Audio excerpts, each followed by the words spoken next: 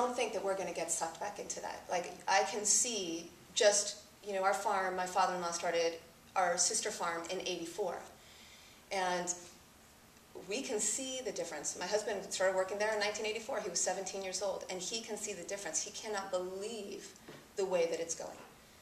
Just from a societal perspective of people finally starting to care. And it always happens like that. You know, you're going to be the 1% of the 1%, and you're going to be the crazy one for demanding these things. And then before you know it, everyone's like, what were we thinking? Why wouldn't we let black people and white people get married? Why did we enslave black people? Why wouldn't we let women vote? Right? That was totally normal before. It's not normal now. You know, we had to go back to organic. It's the way that we farmed, and then we didn't, and now we're going back to that. So I don't think that, and again, the point is not so that we flood the market and then the price goes down. That's definitely not the point. I wonder too, you know, how do you view this fitting into farmers markets? I mean, obviously you're talking about, in a large part of your project deals with institutions, so we're talking about a bigger scale, but you did mention that you know, you'd want to have this retail hub section as well.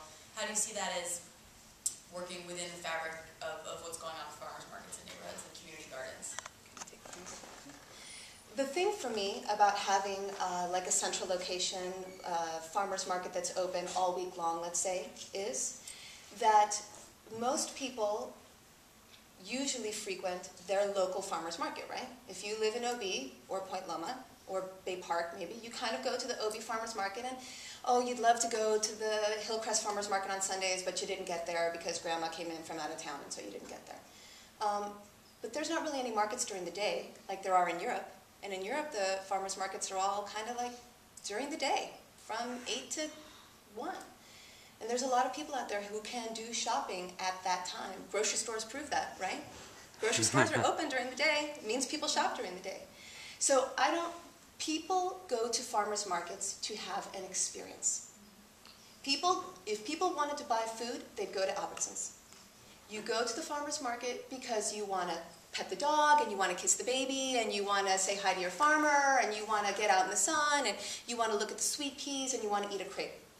That's mostly, people are using farmers markets mostly as a social thing. And they also buy food there. But people don't buy the majority of their food at farmers markets. They don't. So if you have a farmers market, like a central farmers market, or two farmers markets, one that's downtown, let's say, and one's in the North County, so that you can kind of, maybe one in the East County, or depending on how it ends up working out, then that sort of starts to take the place of your Henrys, or your Albertsons, or your Vons. And that's where people will then go to just buy their food, to do their grocery shopping, and just kind of get there. I dropped the kid off, and I got a dentist appointment, and, you know, that's how I see it anyway. Because that's my experience from working in the farmers markets, is that people are there for the experience, for the entire experience, and to buy their food. But I think this market that we're talking about will be so that people will buy their food, and the ancillary thing is that they will be having the experience of helping their local farmer, like knowing that their dollars are staying here, and, you know, knowing that they know me, and that they can get my stuff all the time, and they don't have to go through Henry's and kind of see if they can find my stuff in there, because they know me personally, they want to buy my stuff, or they know Phil, or they know Jonathan, or they know Barry. So that's how I see it. Also with the San Diego growers, we want this to be in addition to what farms are already doing.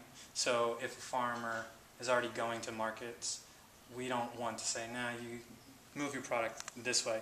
We want to be on top of what they're already doing to increase their market, not to take away from anything. And so I don't know what your business plan is, but I would expect that Susie's Farm is still going to go to the Little Italy market. Absolutely. We're going to go to all of our farmers markets. So I have one short comment on farmers markets. We have twice as many this year as we did last year. That's good for access, and it's actually not a great thing for our farmers. It costs a lot of money up front for a farmer to go to a farmer's market. So take a couple of your neighbors to your farmer's markets and make sure that the farmer is at least breaking even to go there, because a lot of farmers don't even break even. It's really expensive just to pull out of the driveway. So make sure that if you want a market in your community and you don't have one, make sure there's the support amongst that community that can actually financially support the growers, because it's really, really hard. I mean, markets are popping up and other ones are closing just as quickly, and farmers lose money in that time that they've devoted. So it's really hard. Why is it hard? Because of the labor and the transportation? Or are there fees that you have to pay? Yes, There are yes, some fees, yes, but yes. there is also, so you spend one day harvesting, so you paid all those costs to grow that food and then harvest it.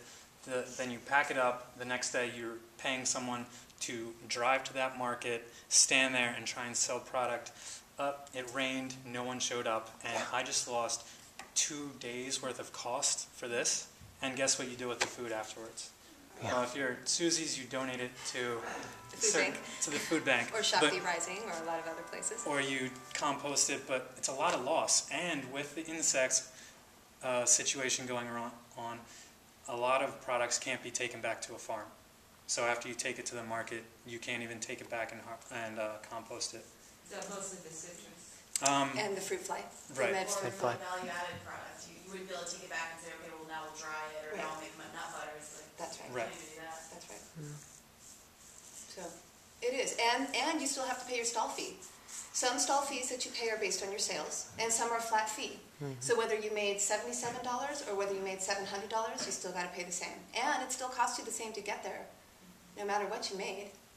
So then it's, and again, like Jonathan says, it's not just the harvesting. Like you have to plan the load, and you have to, you still got to pay the liability insurance or the cost of that truck or the gas, your employee time, all that stuff. If I may, kind of jumping on your idea of bringing a friend, another idea which one of the farmers market managers is trying to start is a CSA of the farms that are at the market. And so it's just, I think the end idea of like all of these workshops that we're going to is thinking outside the box and trying to create new solutions, completely different than we've thought before. And, like the bringing a friend to the farmer's market, and really reaching out to the community. And, I mean, we just have to do things differently if we want a better world. Amen to that. That's a great way to end. Yeah, it's Right? after 2:15, and Yeah. Lucila needs to open for the keynote speaker in 10 minutes. So I'll hang out here if anyone has any questions. We have contact.